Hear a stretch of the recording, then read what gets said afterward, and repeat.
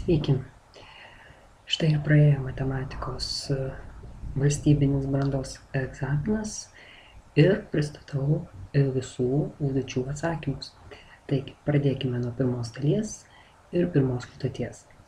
Taigi, pirma užduotis mūsų prašė nustatyti, kuris iš pateiktų eskizų yra funkcijos štai tokios eskizas. Taigi, pirmiausiai galbūt pradėkime nuo A dalies ir pasakykime, kokia čia galėtų būti funkcija.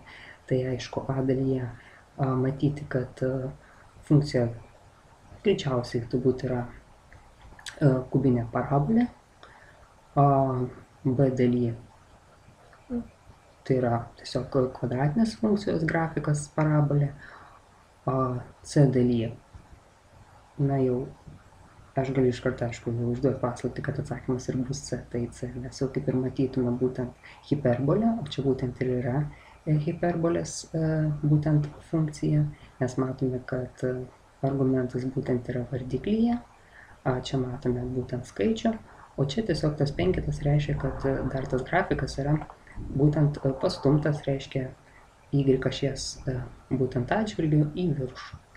Tai na, o D dalis, aišku, kodėl dar irgi atkrenta, nes čia yra tiesiog paprasčiausia tiesė. Taigi, pirmos dalies atsakymas ir bus C.